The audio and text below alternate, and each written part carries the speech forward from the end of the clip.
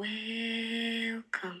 Today, with the reference to the teachings of Jeremiah, we are going to describe how the Israelites were encouraged to live in hope during the Babylonian exile. And we give the problems that Nehemiah encountered in the rebuilding of the wall of Jerusalem. And lastly, we outline ways in which Christians resolve conflicts among themselves. With reference to the teachings of Jeremiah, we are describing how the Israelites were encouraged to live in hope during the Babylonian exile. Number one, Jeremiah thought that the Israelites would be restored. When they came back from exile, they would prosper. They would have fair rules. It is basically they would have the just rules. They would live in peace. God would increase their number by them having many children. Or rather, they were encouraged to marry and get children. They would worship Him alone. That is, they would worship God alone. They would be His people and He would be their God. They would live forever in the land God would give them.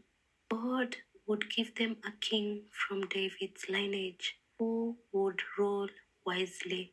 The exile, or rather the suffering, would not last forever. That is, God had good plans for them. Laws would be written in their hearts. That is, they would know God individually. Their sins would be forgiven. Individuals will be responsible for their sins. God would make an everlasting covenant with them. God would raise a new community of His people. Problems that Nehemiah encountered in the rebuilding of the wall of Jerusalem. Number one, the officials of Tekoa did not cooperate with him. He was ridiculed by Sanballat and Tobiah. He received threats of violence from the enemies. A trap was laid to dwell his mission of the rebuilding of the wall. There was a plot to kill him. Insecurity from the enemies threatened to attack the builders.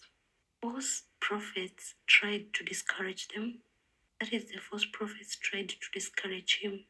Opposition from the Jewish nobles, and then false accusations from his enemies. Ways in which Christians resolve conflicts among themselves.